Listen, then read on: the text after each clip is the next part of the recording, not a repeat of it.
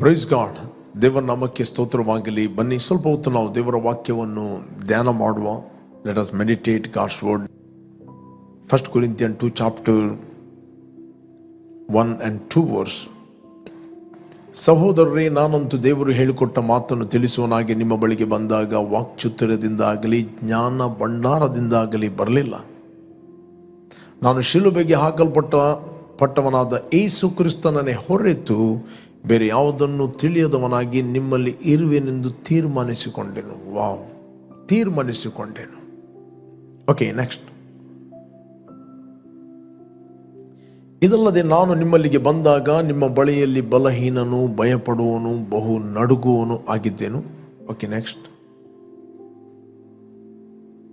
ನಿಮ್ಮ ನಂಬಿಕೆಯು ಮನುಷ್ಯ ಜ್ಞಾನವನ್ನು ಆಧಾರ ಮಾಡಿಕೊಳ್ಳದೆ ದೇವರ ಶಕ್ತಿಯನ್ನು ಆಧಾರ ಮಾಡಿಕೊಂಡಿರಬೇಕೆಂದು ನನ್ನ ಬೋಧನೆಯಲ್ಲಿಯೂ ಪ್ರಸಂಗದಲ್ಲಿಯೂ ಮನವೊಲಿಸುವ ಜ್ಞಾನ ವಾಕ್ಯಗಳನ್ನು ನಾನು ಪ್ರಯೋಗಿಸದೆ ದೇವರಾತ್ಮನ ಬಲವನ್ನು ತೋರ್ಪಡಿಸುವ ವಾಕ್ಯಗಳನ್ನೇ ಪ್ರಯೋಗಿಸಿದೆನು. Praise God. ನಿಮ್ಮ ನಂಬಿಕೆಯು ಮನುಷ್ಯ ಜ್ಞಾನವನ್ನು ಆಧಾರ ಮಾಡಿಕೊಳ್ಳದೆ. ಓಕೆ, ಇಲ್ಲಿ ಅಪೊಸ್ತಲ ಪೌಲ್ ಹೇಳುತ್ತಾನೆ, ನಾನು ನಿಮ್ಮ ಬಳಿಗೆ ಬಂದಾಗ ನಾನು ವಾಕ್ಚಾತುರ್ಯದಿಂದಾಗಲಿ ಜ್ಞಾನ ಭಂಡಾರದಿಂದಾಗಲಿ ನಿಮ್ಮ ಬಳಿಗೆ ನಾನು ಬರಲಿಲ್ಲ. ನಾನು ಶಿಲುಬೆಗೆ ಹಾಕಲ್ಪಟ್ಟವನಾದ ಯೇಸು ಕ್ರಿಸ್ತನನ್ನು ಅಲ್ಲದೆ ಬೇರೆ ಏನನ್ನು ತಿಳಿಯದವನಾಗಿ ನಿಮ್ಮಲ್ಲಿ ಇರುವೆನೆಂದು ನಾನು ತೀರ್ಮಾನ ಮಾಡಿದೆ. ಬಟ್ ಆತನ ಓನ್ ಜ್ಞಾನ, ಆತನ ಓನ್ ಎಕ್ಸ್ಪೀರಿಯನ್ಸ್ ಆತನು ಆಧಾರ ಮಾಡಿಕೊಳ್ಳಿಲ್ಲ. ಶಿಲುಬೆಗೆ ಹಾಕಲ್ಪಟ್ಟ ಯೇಸು ಕ್ರಿಸ್ತನನ್ನು. The cross is the foundation of Christianity. Without cross, no redemption. ಕ್ರೂಜೆ ಮರಣ ಇಲ್ಲ ಅಂತ ಹೇಳಿದ್ರೆ ನಮಗೆ ವಿಮೋಚನೆ ಇಲ್ಲ. It's the foundation. ಯಾವಾಗ ನಮಗೆ ಫೌಂಡೇಶನ್ ಅರ್ಥ ಆಗ್ತದೆ, ಉಳಿದೆಲ್ಲ ಸಂಗತಿಗಳು ಅರ್ಥ ಆಗ್ತದೆ. ಒಂದು ಮನೆ ಕಟ್ಟಬೇಕಾದ್ರೆ ನಮ್ಮಲ್ಲಿ ಆ ಮನೆಗೆ ಒಂದು ಅಸ್ಥಿವಾರ ಬೇಕು, ಫೌಂಡೇಶನ್ ಬೇಕು. ಫೌಂಡೇಶನ್ ಇಲ್ಲ ಅಂತ ಹೇಳಿದ್ರೆ ಎಷ್ಟು ದೊಡ್ಡ ಬಿಲ್ಡಿಂಗ್ ಕಟ್ಟಿದ್ರು ಗಾಳಿ ಬಂದಾಗ ಅದು ಬೀಳ್ತದೆ. ಕ್ರೈಸ್ತತ್ವ ಎಂಬುವಂಥದ್ದು ಅಭಿಪ್ರಾಯಗಳ ಮೇಲೆ ಕಟ್ಟಲ್ಪಡುವಂಥದ್ದಲ್ಲ. ಕ್ರೈಸ್ತತೆ ಎಂಬುವಂಥದ್ದು ಪ್ರಕಟಣೆಯ ಮೇಲೆ ಕಟ್ಟಲ್ಪಡುವಂಥದ್ದು. It is the revolution. You cannot understand God's word through your sense knowledge ಅಥವಾ ರೈಮಿಂಗ್ ವರ್ಡ್ಗಳ ಮೇಲೆ ಅಲ್ಲ. You can understand God through the revelation knowledge. ಪ್ರಕಟಣಾ ಜ್ಞಾನದ ಮೂಲಕ ನೀನು ದೇವರನ್ನು ತಿಳಿದುಕೊಳ್ಳುತ್ತಿ. ನಿನ್ನ ಇಂದ್ರಿಯಗಳಿಗೆ ಅದು ಫಾರಿನ್ ಲ್ಯಾಂಗ್ವೇಜ್, ನಿನ್ನ ಆತ್ಮಕ್ಕೆ ಅದು native language. Christianity is not a religion. Christianity is a relationship with God. ಮತ್ತು ಕ್ರೂಜೆಯ ಮೂಲಕ ನಾವು ಆತ್ಮ ಸಂಬಂಧವಾಗಿ ದೇವರ ಮಕ್ಕಳಾಗಿ ನಾವು ಜೀವಿಸ್ತೇವೆ. 3 ರೀತಿಯ ವ್ಯಕ್ತಿಗಳನ್ನು ನಾವು ನೋಡ್ತೇವೆ. 3 ರೀತಿಯ ವ್ಯಕ್ತಿಗಳು. ಒಂದು ಆತ್ಮಿಕ ವ್ಯಕ್ತಿ, ಮತ್ತೊಂದು ಶಾರೀರಿಕ ವ್ಯಕ್ತಿ, ಇನ್ನೊಬ್ಬ ಪ್ರಾಪಂಚಿಕ ವ್ಯಕ್ತಿ. ಪ್ರಾಪಂಚಿಕ, the natural man, carnal man and spiritual man. Spiritual man understand all these things. Spiritually ನೀವು ಡೆವಲಪ್ ಆಗುವಂಥದ್ದು, ಜೀವಿಸುವಂಥದ್ದು, ದಟ್ ಈಸ್ ಯುವರ್ ಡಿಸಿಷನ್, ನಿನ್ನ ತೀರ್ಮಾನ. ಈ carnal man and natural man is the same. Okay, ವ್ಯತ್ಯಾಸ ಏನಂತ ಹೇಳಿದ್ರೆ, ನ್ಯಾಚುರಲ್ ಮ್ಯಾನ್ ಅಂತ ಹೇಳಿದ್ರೆ ಅವನು ಬಾರ್ನ್ ಅಗೇನ್ ಆಗದವನು, ಅವನಲ್ಲಿ ದೇವರ ಆತ್ಮನೇ ಇಲ್ಲ. ಕಾರ್ನಲ್ ಮ್ಯಾನ್ ಅಂತ ಹೇಳಿದ್ರೆ ಅವರು ಬಾರ್ನ್ ಅಗೇನ್ ಆಗಿದ್ದಾರೆ, ಟಂಗ್ಸಲ್ಲಿ ಮಾತಾಡ್ಬೋದು, ಪವಿತ್ರ ಆತ್ಮನ ವರಗಳಲ್ಲಿರ್ಬೋದು, but he is a sense ruled man. ಅಂದರೆ ಶರೀರಕ್ಕೆ 5 ಇಂದ್ರಿಯಗಳಿವೆ, ಆ ಇಂದ್ರಿಯಗಳಿಂದ ಆಳಲ್ಪಡುವ ವ್ಯಕ್ತಿ. ಅಂದರೆ ಆತ್ಮದಿಂದ ನಡೆಸಲ್ಪಡುವ ವ್ಯಕ್ತಿ ಅಲ್ಲ. ಪ್ರತಿಯೊಂದು ದೇವರ ವಾಕ್ಯವನ್ನು ಆತನು ಶಾರೀರಿಕ ವ್ಯೂ ಪಾಯಿಂಟಲ್ಲಿ ಆತನು ಇಂಟರ್ಪ್ರೆಟ್ ಮಾಡುತ್ತಾನೆ. ಎವ್ರಿ ಮೆಸೇಜ್ ಆತನು ಇಂಟರ್ಪ್ರೆಟ್ ಮಾಡುವಂಥದ್ದು, ಅದನ್ನು ಅರ್ಥ ಮಾಡಿಕೊಳ್ಳುವಂಥದ್ದು through the sense knowledge. But spiritual knowledge ಏನಂತ ಹೇಳಿದರೆ, you can understand the things of the spirit. Praise God. ಇಲ್ಲಿ ನಾವು ನೋಡ್ತೇವೆ 5ನೇ ವಚನದಲ್ಲಿ ಅಪೊಸ್ತಲ ಪೌಲ್ ಹೇಳ್ತಾನೆ, 1 Corinthians 2:5, ನಿಮ್ಮ ನಂಬಿಕೆಯು ಮನುಷ್ಯ ಜ್ಞಾನವನ್ನು ಆಧಾರ ಮಾಡಿಕೊಳ್ಳದೆ, ನಿಮ್ಮ ನಂಬಿಕೆಯು ಮನುಷ್ಯ ಜ್ಞಾನ. See, so that your faith might not be based on human wisdom, but on God's power. Human wisdom, ಮನುಷ್ಯ ಜ್ಞಾನ, ಸೆನ್ಸ್ ನಾಲೆಜ್ ಅಂದರೆ ಇಂದ್ರಿಯಗಳ ಜ್ಞಾನವನ್ನು ಆಧಾರ ಮಾಡಿಕೊಳ್ಳದೆ ದೇವರ ಶಕ್ತಿಯನ್ನು ಆಧಾರ ಮಾಡಿಕೊಳ್ಳಬೇಕೆಂದು ನನ್ನ ಬೋಧನೆಯಲ್ಲಿಯೂ ಪ್ರಸಂಗದಲ್ಲಿಯೂ ಮನವೊಲಿಸುವ ಜ್ಞಾನವಾಕ್ಯಗಳನ್ನು, ಮನವೊಲಿಸುವ ಎಂಟರ್ಟೈನ್ ವರ್ಡ್ ನಾನು ಪ್ರಯೋಗಿಸದೆ ದೇವರಾತ್ಮನ ಬಲವನ್ನು ತೋರ್ಪಡಿಸುವ ವಾಕ್ಯಗಳನ್ನು ಪ್ರಯೋಗಿಸ್ತೇನೆ. ನೀವು born again ಆಗುವಾಗ ದ ಬೈಬಲ್ ಹೇಳ್ತದೆ, ನೀವು ಹೊಸದಾಗಿ ಹುಟ್ಟಿದಾಗ ನಿಮ್ಮ ಆತ್ಮ ಕರ್ತನ ಆತ್ಮ ಒಂದು ಆತ್ಮವಾಗಿದೆ. You are speaking from your spirit. Praise God. Spiritual man ಅಂತ ಹೇಳಿದರೆ ಅವನು ಕ್ರಿಸ್ತನಲ್ಲಿ ಯಾರಾಗಿದ್ದೇನೆಂದು 24/7 ಮೆಡಿಟೇಟ್ ಮಾಡುತ್ತಾನೆ. Spiritual mind is life in peace. ಜೀವ ಮತ್ತು ಮನಃಶಾಂತಿ. ಅದು ಕನ್ಫ್ಯೂಷನ್ ಮನಸ್ಸಲ್ಲ, ಅದು ಗಲಿಬಿಲಿಯ ಮನಸ್ಸಲ್ಲ, ಅದು ಸಮಾಧಾನದ ಮನಸ್ಸು. ಸಮಾಧಾನದ ಮನಸ್ಸು. It is a spiritual mind. Okay. ಇಲ್ಲಿ ಅಪೊಸ್ತಲ ಪೌಲ್ ಹೇಳ್ತಾನೆ, ನಾನು ನಿಮ್ಮ ಹತ್ರ ಮಾತಾಡುವಾಗ ಮನುಷ್ಯ ಜ್ಞಾನವನ್ನು ಆಧಾರ ಮಾಡಿಕೊಳ್ಳಲಿಲ್ಲ, ದೇವರ ಶಕ್ತಿಯನ್ನು ಆಧಾರ ಮಾಡಿಕೊಂಡಿದ್ದೇನೆ. ಬೋಧನೆಯಲ್ಲಿ ಪ್ರಸಂಗದಲ್ಲಿ ಮನವೊಲಿಸುವ ಜ್ಞಾನ ವಾಕ್ಯಗಳನ್ನು ನಾನು ಪ್ರಯೋಗಿಸದೆ ದೇವರ ಆತ್ಮನ ಬಲ. ಪ್ರೀಚಿಂಗ್ ಅಂತ ಹೇಳಿದರೆ it the word of faith. ನೀನು ಫೇತಲ್ಲಿ ಮಾತಾಡುವಂಥದ್ದು.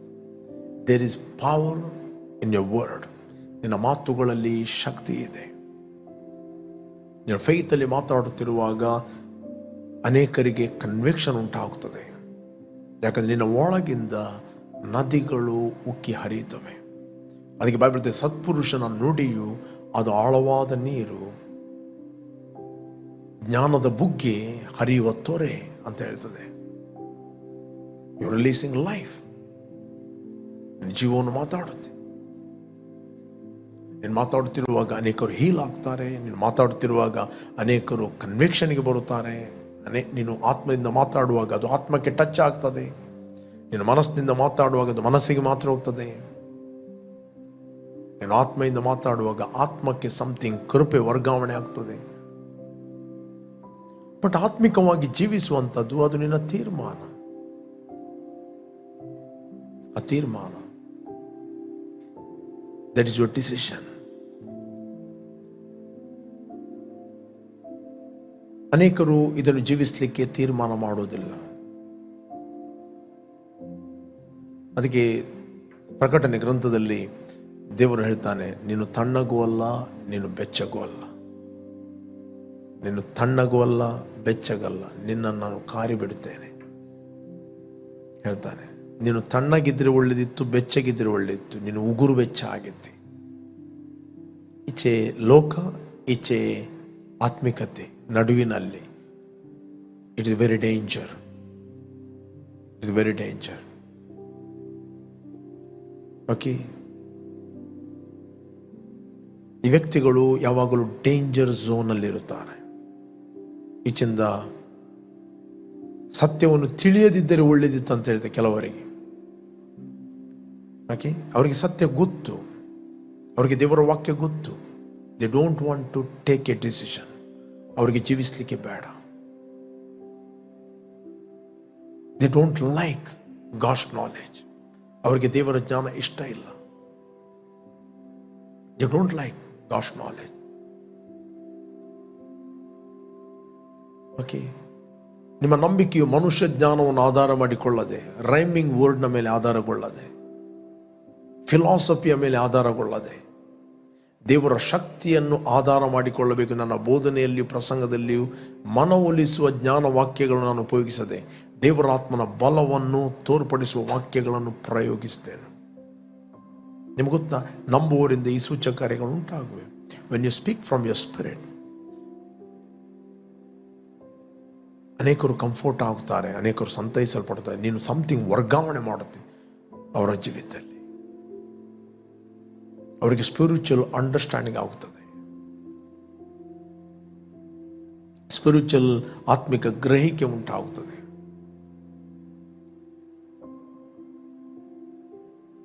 ಅದಕ್ಕೆ ಬೈಬಲ್ ಹೇಳುತ್ತದೆ, ಆತ್ಮಿಕ ಮನಸ್ಸು ಅದು ಜೀವ ಮತ್ತು ಮನಃಶಾಂತಿ.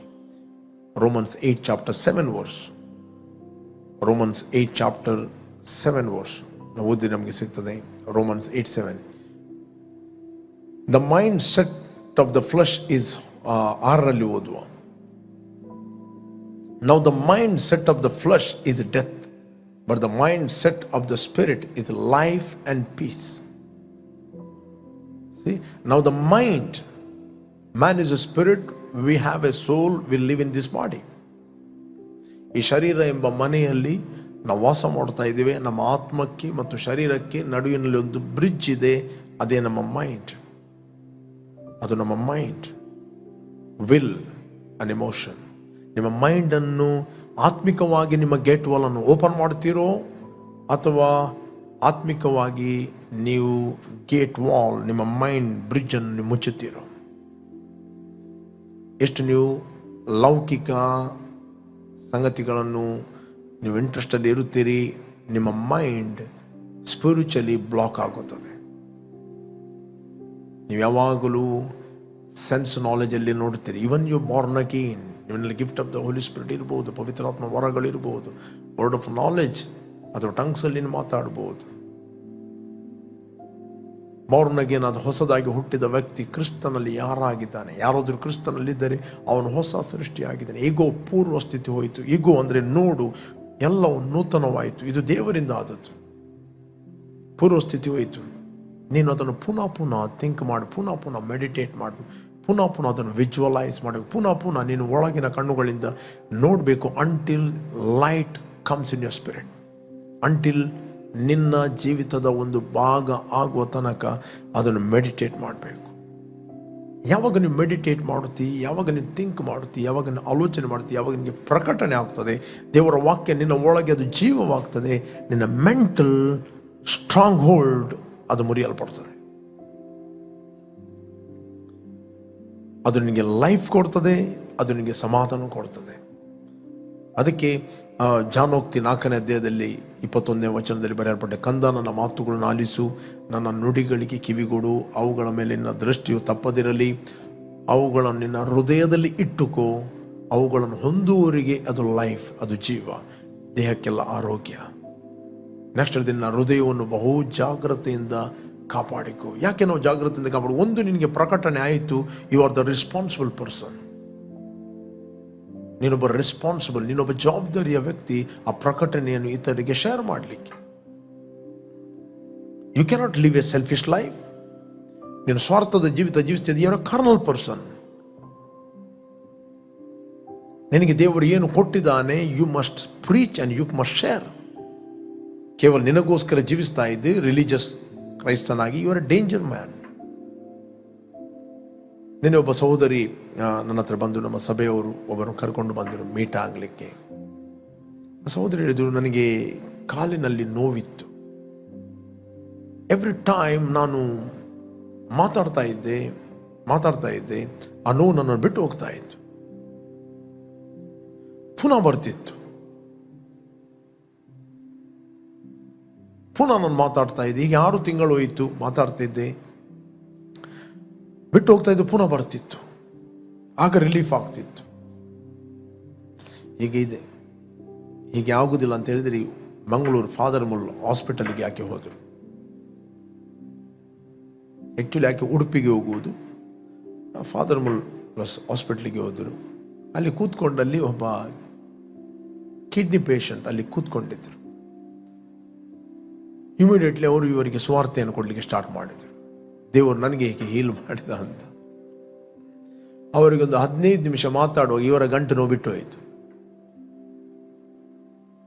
15 ನಿಮಿಷ ಮಾತಾಡುವಾಗ ಈಕೆಗೆ ದೇವರು ಹೇಗೆ ಹೀಲ್ ಮಾಡಿದ್ದ ಅದನ್ನು ಶೇರ್ ಮಾಡುವಾಗ ಈಕೆಯ ಗಂಟು ನೋವು ಪರ್ಮನೆಂಟ್ ಬಿಟ್ಟು ಹೋಯಿತು, ಮತ್ತೆ ಬರಲಿಲ್ಲ. ಪ್ರಿಯರೇ, ಕೇವಲ ನೀವು ಅರಿಕೆ ಮಾಡುತ್ತೀರಿ, ದೇವರು ನಿಮಗೆ ಏನು ಉಪಕಾರಗಳನ್ನು ಮಾಡಿದಾನೋ, ದೇವರು ನಿಮಗೆ ಏನು ಪ್ರಕಟಣೆಗಳನ್ನು ಕೊಟ್ಟಿದ್ದಾನೋ ಅದನ್ನು ಇತರರಿಗೆ ಶೇರ್ ಮಾಡಿರಿ. ನಿಮ್ಮಷ್ಟಿಗೆ ಇಡಬೇಡ್ರಿ. ನಿಮ್ಮಷ್ಟಿಗೆ ಇಡುವುದಂದರೆ ನೀವು ಸ್ವಾರ್ಥಿಗಳು. ಔಟ್ವರ್ಡ್ ಫೋರ್ಸ್ ಅದು ನಿಮ್ಮನ್ನು ಪುನಃ ಒಳಗೆ ನುಗ್ಗಲಿಕ್ಕೆ ನೋಡ್ತದೆ. ಇದು ನನ್ನ ಕೆಲಸ ಅಲ್ಲ, ನಾನು ಏನಾದರೂ ಪಾಸ್ಟರ್ ಹತ್ರ ಹೋಗಿ ಪ್ರಾರ್ಥನೆ ಮಾಡೋದನ್ನು, ನಿನಗೇನು ಪ್ರಕಟಣೆ ಆಗಿದೆ ಅದನ್ನು ಶೇರ್ ಮಾಡಿ. ಆಪರ್ಚುನಿಟಿಯನ್ನು ದೇವರು ಓಪನ್ ಮಾಡ್ತಾನೆ. ನೀನು ಏನು ಜೀವಿಸ್ತೀಯ ಅದನ್ನು ಶೇರ್ ಮಾಡಿರಿ. ಪ್ರಸಂಗ ಅಂದರೆ ಕೇವಲ ಬರೆದು ಅಲ್ಲ, ಶೇರ್ ಮಾಡಿರಿ. You are releasing life.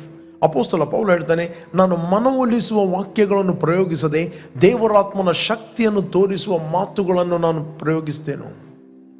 ದೇವರಾತ್ಮನ ಶಕ್ತಿ. ನೀವು ಮಾತಾಡುತ್ತಿರುವಾಗ ಆರೋಗ್ಯದ ನದಿ ನಿಮ್ಮ ಮೂಲಕ ಹರಿಯುತ್ತದೆ. ಫಸ್ಟ್ ಅದು ನಿಮ್ಮನ್ನು ಹೀಲ್ ಮಾಡ್ತದೆ.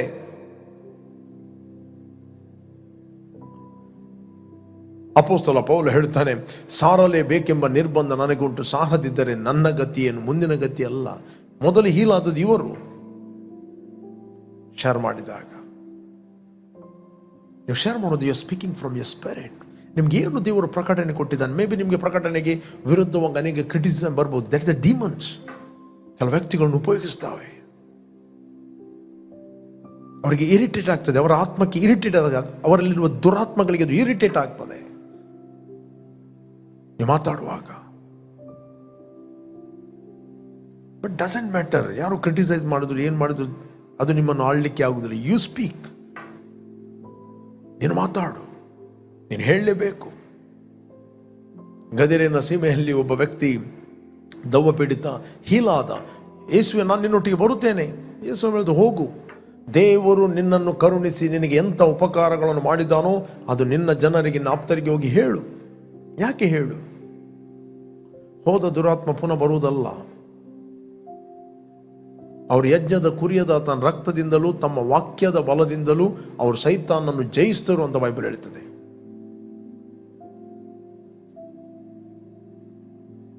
ರೈಟ್? ಪ್ರಕಟಣೆ ಗ್ರಂಥ 12ನೇ ಅಧ್ಯಾಯದಲ್ಲಿ ನಾವು 11ನೇ ವಚನ ಓದಿದ್ರೆ ನಮಗೆ ಸಿಗ್ತದೆ. ಪ್ರಕಟಣೆ ಗ್ರಂಥ, ಅವರು ಪ್ರಾಣದ ಮೇಲಿನ ಪ್ರೀತಿಯನ್ನು ತೊರೆದು ಮರಣಕ್ಕೆ ಹಿಂತೆಗೆಯದೆ ಯಜ್ಞದ ಕುರಿಯದಾತನ ರಕ್ತದ ಬಲದಿಂದಲೂ ತಮ್ಮ ವಾಕ್ಯದ ಬಲದಿಂದಲೂ ಅವನನ್ನು ಜಯಿಸಿದರು. And they overcame and conquered him because of the blood of the Lamb and because of the word of their testimony. Word of their testimony. They overcame. ಜಯಿಸಿದರು. ಪ್ರಿಯರೇ, ನಿಮ್ಮ ಟೆಸ್ಟಮನಿ, ದೇವರು ನಿಮಗೆ ಏನು ಉಪಕಾರಗಳನ್ನು ಮಾಡಿದ್ದಾನೋ, ನಿಮಗೆ ಏನು ದೇವರು ಪ್ರಕಟಿಸಿದಾನೋ ಅದನ್ನು ಮುಚ್ಚಿಡಬೇಡ್ರಿ. ಅದನ್ನು ಇತರರಿಗೆ ಶೇರ್ ಮಾಡಿರಿ. You are the responsible person. ನೀನು ಜವಾಬ್ದಾರಿ. ಕೇವಲ ರೆಸ್ಪಾನ್ಸಿಬಲ್ ಅಂತ ಮಾಡಬೇಡ್ರಿ. Be faithful to God. If you love God, you will share the gospel. ಸ್ವಾರ್ಥೆಯನ್ನು, ಒಳ್ಳೆಯ ಸುದ್ದಿಯನ್ನು ನೀವು ಇತರರಿಗೆ ಶೇರ್ ಮಾಡುತ್ತೀರಿ, ಇನ್ನೊಬ್ಬರಿಗೆ ಹೆಲ್ಪ್ ಮಾಡುತ್ತೀರಿ. ಸಕಲ ಜ್ಞಾನದಿಂದ ಕೂಡಿದವರಾಗಿ ಒಬ್ಬರಿಗೊಬ್ಬರು ನೀವು ಬುದ್ಧಿ ಹೇಳ್ತೀರಿ, ಉಪದೇಶ ಮಾಡ್ತೀರಿ. ಕೇವಲ ನೀವು ನಿಮಗೋಸ್ಕರ ಜೀವಿಸ್ತಾ ಇದ್ದೀರಿ.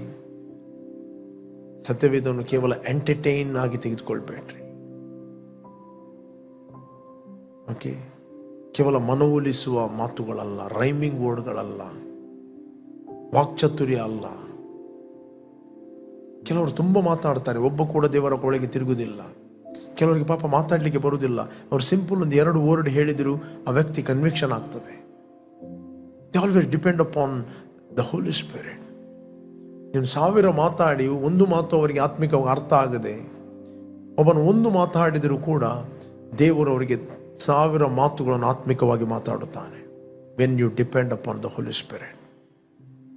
ಯಾವಾಗ ನೀವು ಪವಿತ್ರ ಆತ್ಮನಿಗೆ ಆತುಕೊಂಡಾಗ. We cannot speak our past experience. ನಮ್ಮ ಪಾಸ್ಟ್ ದೇವರು ಏನು ನಮಗೆ ಉಪಕಾರಗಳನ್ನು ಮಾಡಿದನೋ ಅದನ್ನೇ ಮಾತಾಡಬಹುದು.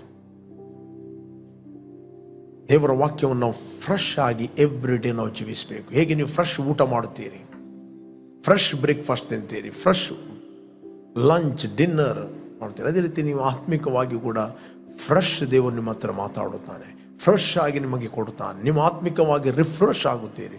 ನೀವು ಆತ್ಮಿಕವಾಗಿ ರಿಫ್ರೆಶ್ ಆದರೆ ನೀವು ಮೆಂಟಲಿ ರಿಫ್ರೆಶ್ ಆಗುತ್ತೀರಿ, ಶಾರೀರಿಕವಾಗಿ ರಿಫ್ರೆಶ್ ಆಗುತ್ತೀರಿ, ಕುಟುಂಬದಲ್ಲಿ ರಿಫ್ರೆಶ್ ಆಗುತ್ತೀರಿ, ರಿಲೇಷನ್ಶಿಪ್ಪಲ್ಲಿ ರಿಫ್ರೆಶ್ ಆಗುತ್ತೀರಿ.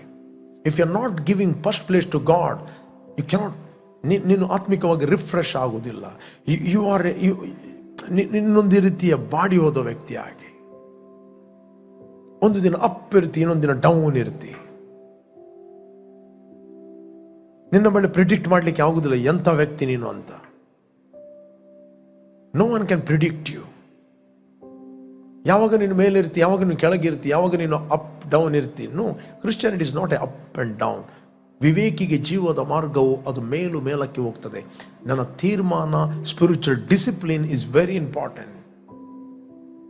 ಪರ್ಸನಲ್ ಆಗಿ ದೇವರೊಟ್ಟಿಗೆ ಸಮಯ ಕೊಡು, ಪರ್ಸನಲ್ ಆಗಿ ದೇವರ ವಾಕ್ಯವನ್ನು ನಮಗೋಸ್ಕರ ಓದುವಂಥದ್ದು, ಯಾವ ಮನುಷ್ಯರಿಗೋಸ್ಕರ ಓದುವಂಥದ್ದಲ್ಲ. ನೀವು ಸ್ನಾನ ಮಾಡ್ತೀರಿ, ಯಾರಿಗೋಸ್ಕರ ಸ್ನಾನ ಮಾಡೋದಿಲ್ಲ, ನಿಮಗೋಸ್ಕರ ಸ್ನಾನ ಮಾಡ್ತೀರಿ. ನೀವು ಊಟ ಮಾಡ್ತೀರಿ, ಯಾರಿಗೋಸ್ಕರ ಅಲ್ಲ, ನಿಮಗೋಸ್ಕರ ಊಟ ಮಾಡ್ತೀರಿ. ನೀವು ಪ್ರಾರ್ಥನೆ ಮಾಡ್ತೀರಿ, ಯಾರಿಗೂ ಪ್ಲೀಸ್ ಮಾಡಲಿಕ್ಕೆ ಅಲ್ಲ, ನಿಮಗೋಸ್ಕರ ಪ್ರಾರ್ಥನೆ ಮಾಡ್ರಿ.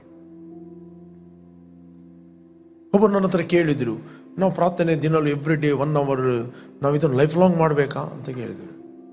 ನಾನು ಇಸ ಕೇಳಿದೆ, ನೀವು ಮಾರ್ನಿಂಗ್ ಬ್ರೇಕ್ಫಾಸ್ಟ್ ಮಾಡ್ತೀರಿ, ಲೈಫ್ ಲಾಂಗ್ ಬ್ರೇಕ್ಫಾಸ್ಟ್ ಮಾಡಬೇಕಾ?